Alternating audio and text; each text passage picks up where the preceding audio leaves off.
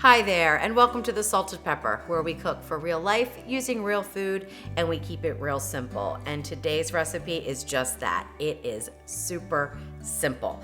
This is an overnight breakfast casserole that is absolutely perfect if you want to set up breakfast the night before and have it slow cook. That's right, we're going to use the slow cook function, which I haven't used yet on camera, so this is exciting just to be able to show you guys that function because I happen to be one of the people that loves the slow cook function on the Ninja Foodi.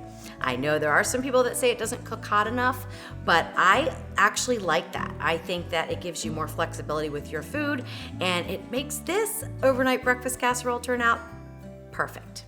So the first thing we're going to do to get it started is turn the Ninja Foodi on. We're going to hit sear saute and go to start. High is fine for this because it's only going to be on sear saute for a few minutes. So I'm going to put in 2 tablespoons of butter and 1 Vidalia. This was a good size Vidalia onion, so it's about 1.5 cups. I'm going to go ahead and add that in. I'm not even going to wait for the butter to melt because it's not going to make any difference.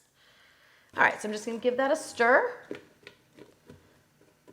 and let the Ninja Foodi continue to saute while we cut up our potatoes. Now, this is 1 pound of potatoes, so it's 2 decent-sized russet potatoes. I have tried this recipe several different ways and with different ingredients, and I used a Yukon Gold the first time, and when I gave my husband a bite the next day, he was like, well, it tastes good, but those potatoes are kind of hard. So I was like, oh, yep, the Yukon did not cook correctly. So I recommend using russet.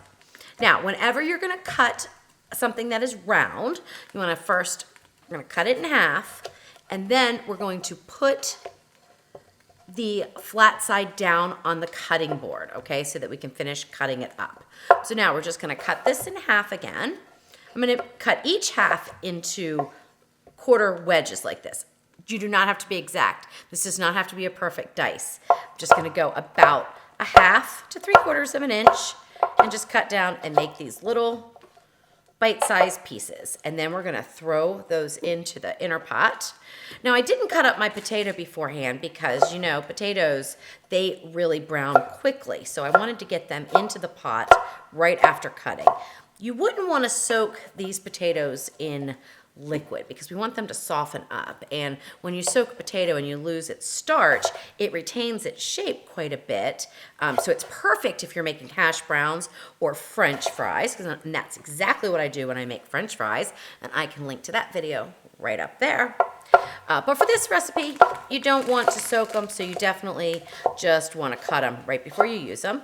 Or the other thing you could do if you wanted to prep this ahead of time is cut up your potatoes and your onions, put them in a baggie, pour in the melted butter, sort of smush it around a little bit, and then get the air out, seal it, and put it in the refrigerator until you're ready to use it. All right, so I'm just going to do the other potato.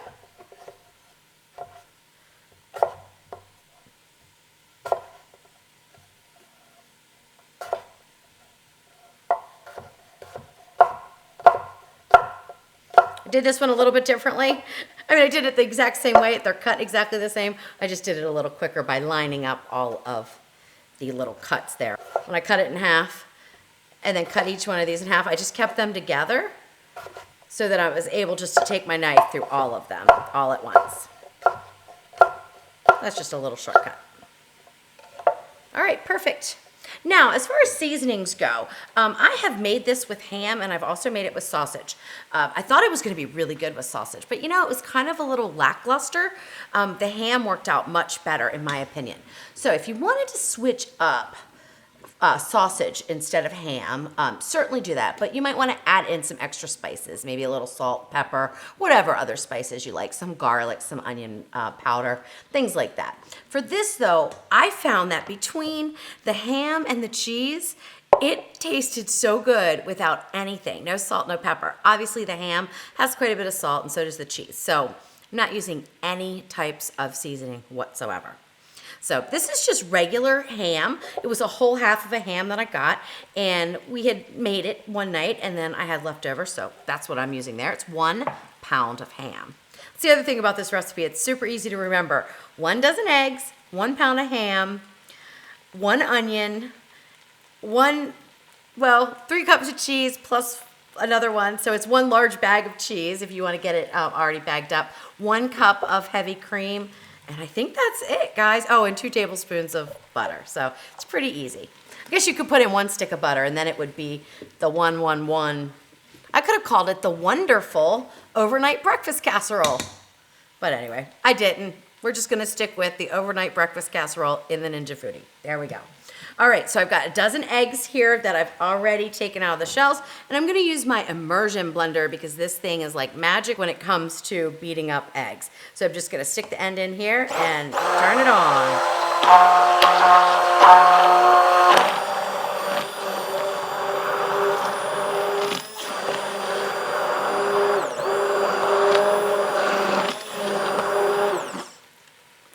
Lovely.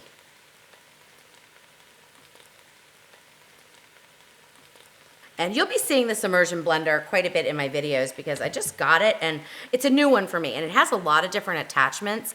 And in fact, I'm gonna show you a different attachment coming up. I absolutely love it and I will definitely link to it below. You have to hit the see more to find the recipe link and the links to the products that I use. Get a lot of questions about that. Where are your recipes? You know, how can I find these products? If you look underneath the video, there's a place that says see more. It's usually right over where the title of the video is. All right, so this is sauteed fine. And now we're gonna add in our eggs and our cream. So just put that in here, just dump it right in. Now I'm gonna turn the sear saute off because we don't need anything to start cooking right now. So I'm just gonna turn the whole Ninja Foodi off.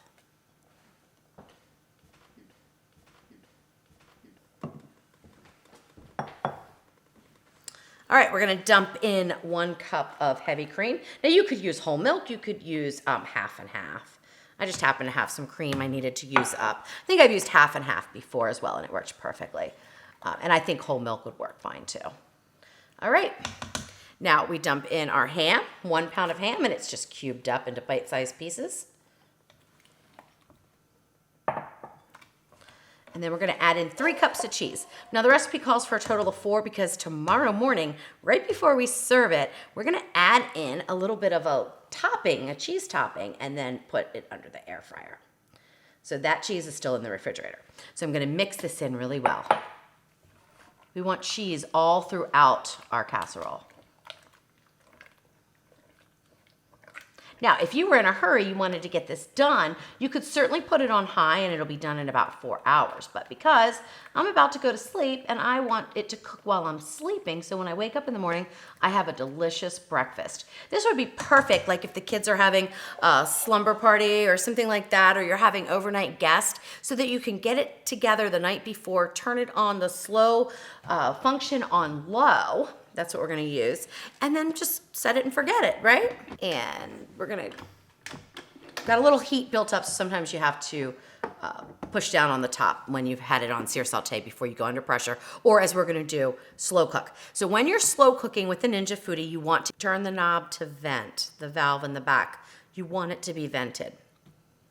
And we will turn the Ninja Foodi on, hit the slow cook, and high is, no, I'm sorry. Hit the slow cook, we wanna go on low. If you went on high, it'd be done in about 4 hours. So that's fine, you can do that, but I want it to cook over an 8-hour period of time. So now we're gonna take the time up and it defaults to 8, so we're good to go. So we hit the start button. Now what will happen is that over the next 8 hours while I'm sleeping, the Ninja Foodi is going to cook our breakfast for us. So after the 8 hours has passed, it will just immediately go over to the keep warm function. So you're good to go. So even if you're not gonna be eating it right 8 hours later, because you don't have to stay up till midnight if you wanna have breakfast at 8 o'clock. You can start it before you go to bed, and even if it goes a little over that 8, it's fine. It's just gonna keep on the keep warm until you're ready to serve it up. So we'll be back when it's all done, and we'll have breakfast together.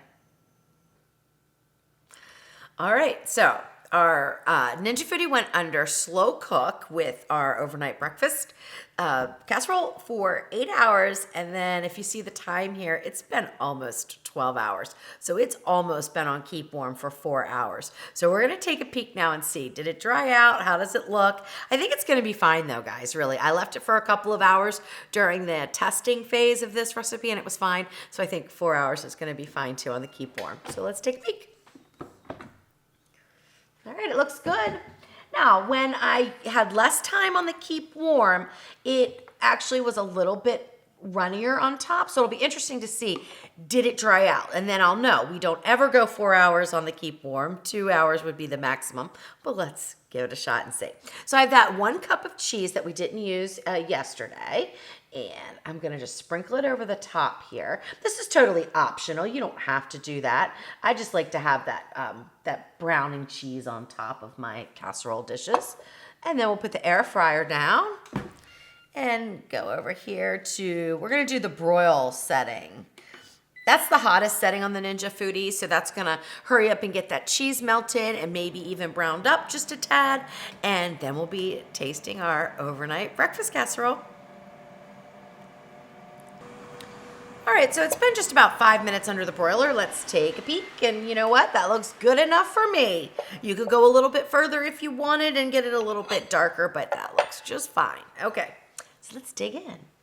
All right, so we're gonna go down into the casserole. I wanna get all the way to the bottom because I do wanna, be completely honest here and see if did it burn on the bottom or anything like that. And you know what? It didn't. It looks fine. Oh, that's so exciting. All right, so we've got a nice piece here. And that's a good size portion. So I would say that this is gonna feed, let's see, 1, 2, 3, 4, 5, 6, 8 to 10 people for breakfast, especially if you're gonna serve it along with some toast or maybe some yogurt or something like that. If you have really big eaters like teenage kids, maybe you would only get 6 out of there. All right, so I'm gonna taste towards the bottom first. Oh, I hope it's not too hot. The eggs look good.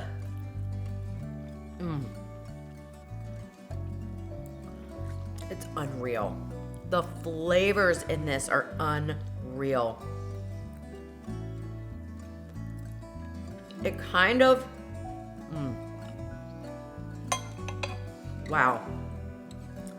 It kind of reminds me of a ham and potato, like au gratin bake, because the eggs, you don't really taste the eggs, you taste the ham and the cheese, and oh my gosh, it's so good. Potatoes are cooked perfectly. They're soft, but not mushy. So they held their texture, but they're soft to eat. So my husband will be happy about this one for sure. Man, how easy is that? The taste is amazing. Don't take my word for it. Give this one a shot. And if you don't want this many servings, cut it in half. Cut all the ingredients in half and do the same thing, but you might want to decrease the amount of time that you slow cook it to maybe 4 to 6 hours or so. You'll just have to use your judgment because I have not tested it with half a recipe. But I'm telling you, no matter how you make it, just make it because it's delicious.